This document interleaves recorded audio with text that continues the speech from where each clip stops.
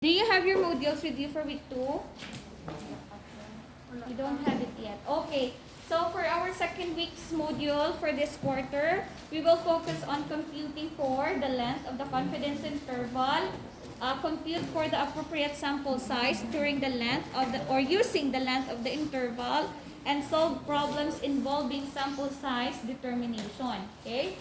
So let us consider if you have your previous note on our last example, the one that we have solved about the Petroshell gasoline. Okay? So if you can still remember, out of the 5,238 registered private cars, the CEO of Petroshell gasoline wants to know the proportion of the car owners who opt to use diesel. Okay? Do you still remember that problem last time? Out of the 5,238 car owners, they will have to determine who among them would choose to use diesel. Okay? So, a point of estimate for this is the proportion of success taken from a sample in binomial process. So, do you, any idea of a binomial process? Anyone? Okay, when you say binomial process, like 1, 0, 1, 1, 0, 1, nagets na? Do you have idea? Binomial process. Okay? Now, by obtaining a sample from the population recording a score of 1 for each confirmation that says yes, and using 0 for otherwise, then we can view the sample proportion statistic as the average of responses. So we can use the formula as summation of n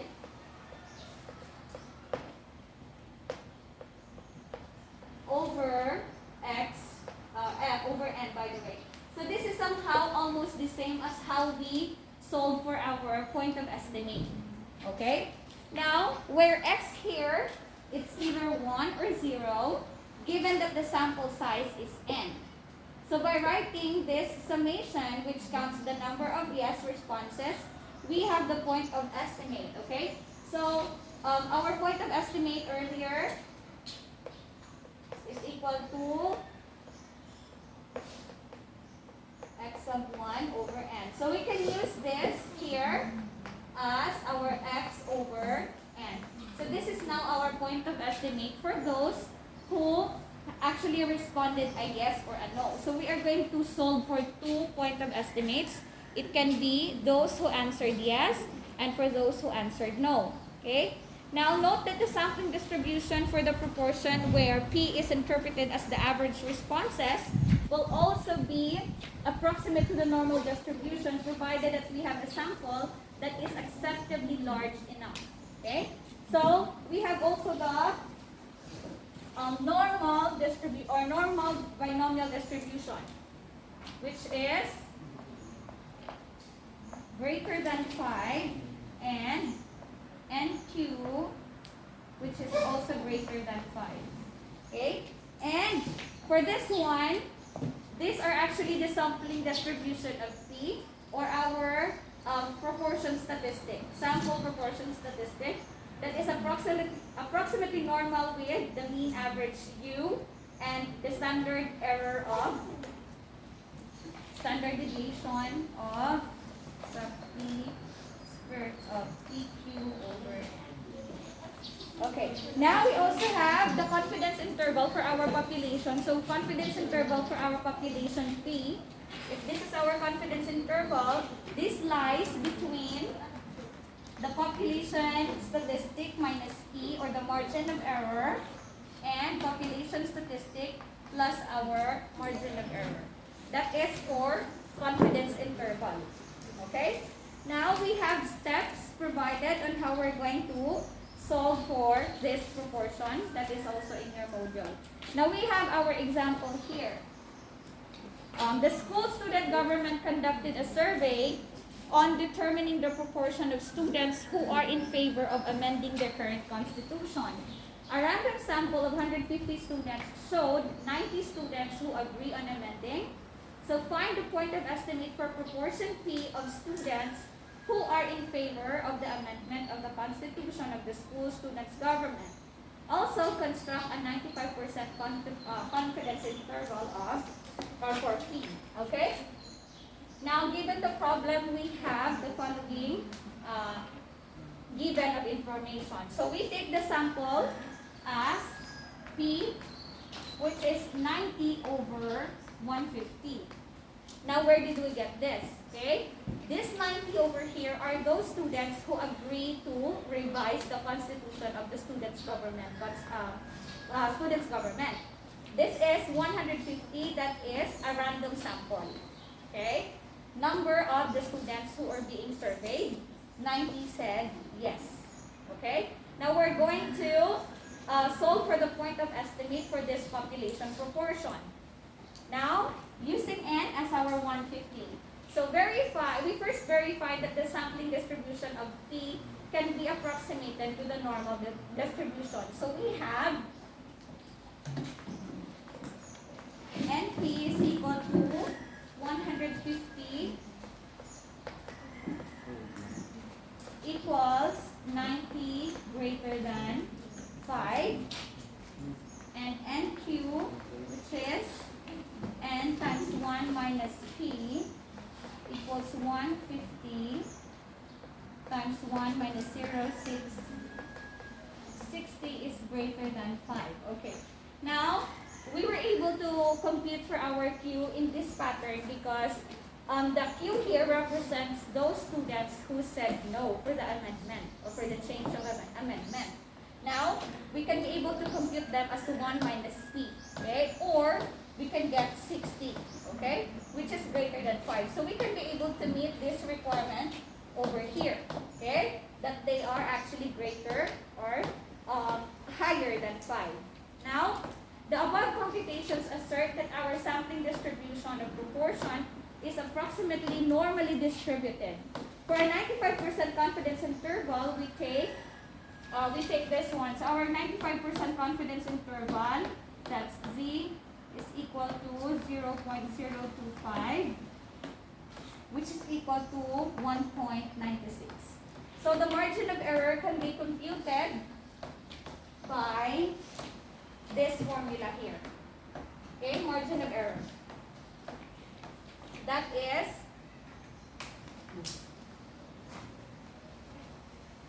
square root of PQ over N. That's 1.96 square root of 0.6 over 150.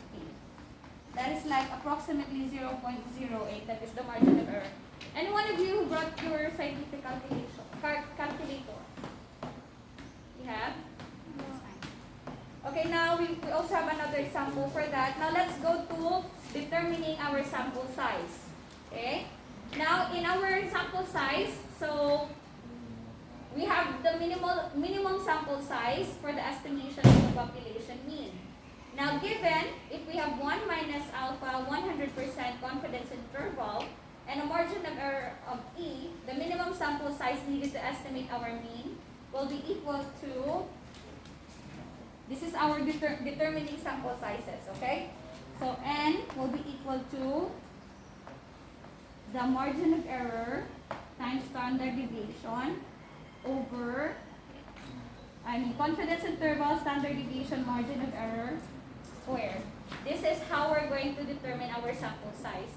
Now, say for example, if you're given the total population, we cannot just simply say out of 5,236, we will just say, I will just get 100 as my sample. Okay, no, it's not. Okay, because in order for us to determine the said sample for a given population, we have to use a formula. Okay, there is also like a specific or an ideal number of samples for us to be able to get a sound decision afterwards. Okay, so hindi lang ta simple nga makahambal sa aton nga numbers here. Like for example, we have a total of 1,500 population to be surveyed. Kag mambal kalang niya makuha lang ko yung 50 para hapos. No. Okay? We have to use this formula to determine how many samples should we have para makakuha kita sa correct na decision. Okay? Now, this is for the minimum sample size for the estimation of our population mean. Okay? This is our population mean.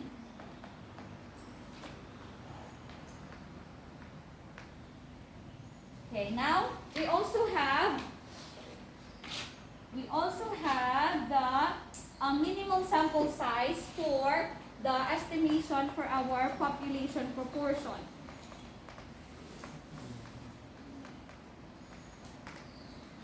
This is presented by P. This is by D. Okay, so for our minimum sample size, given that our confidence level is 1 minus alpha 100% and the margin of error of E, the minimum sample size needed for our population proportion will be computed using this formula.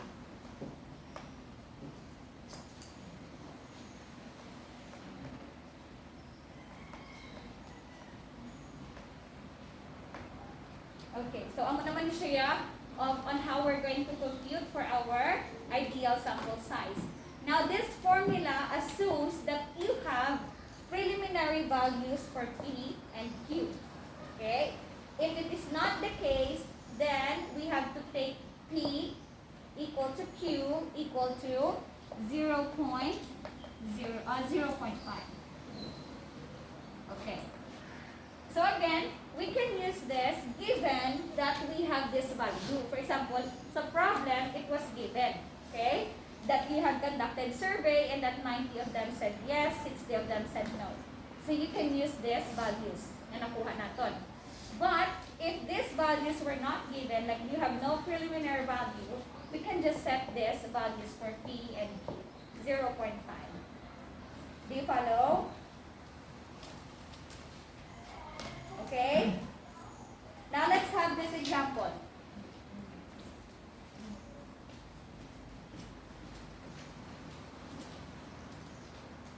Example, you want to estimate the proportion of students in your school who will support your CLAYGO or Clean As You Go campaign.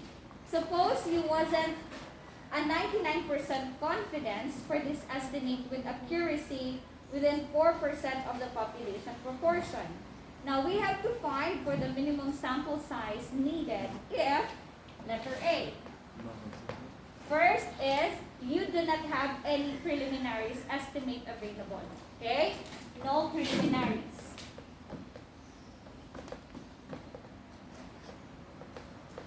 And letter B, a preliminary estimate, my preliminary estimate ka given 0.90. Okay?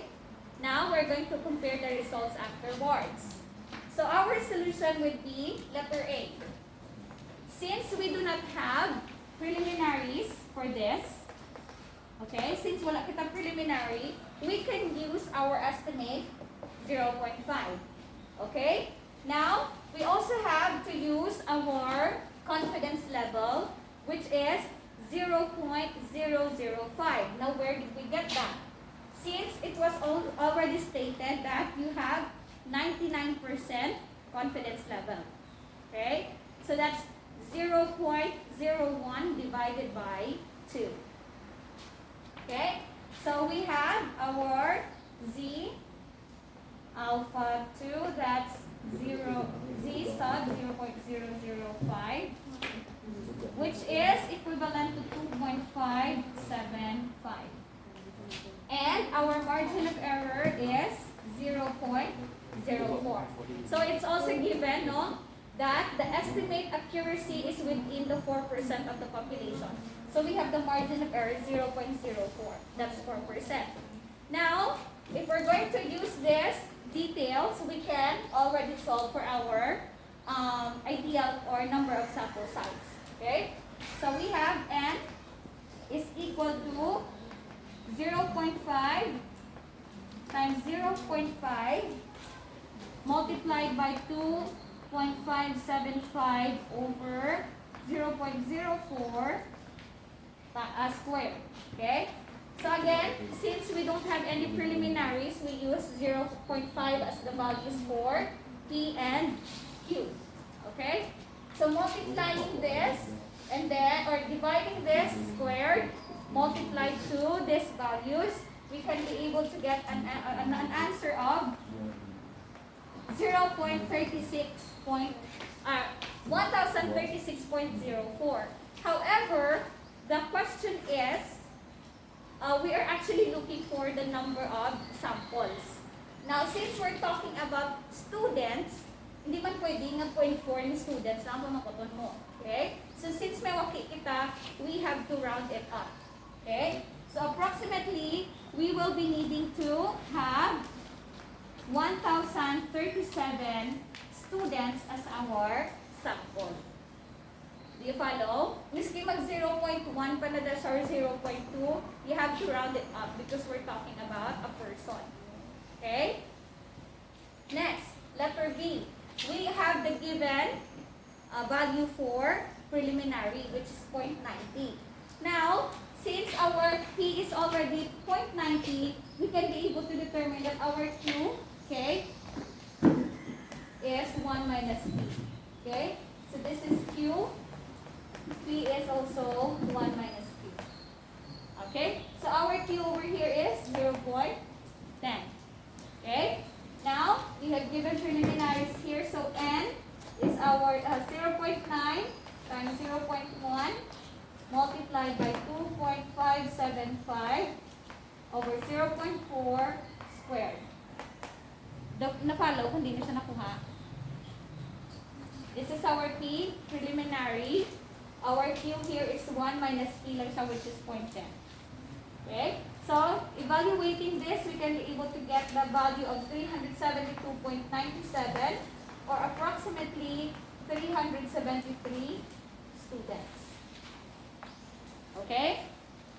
Now, if we're going to compare the two values, the results we got from A and B tells us that without preliminary estimate, the minimum sample size must be 1,037.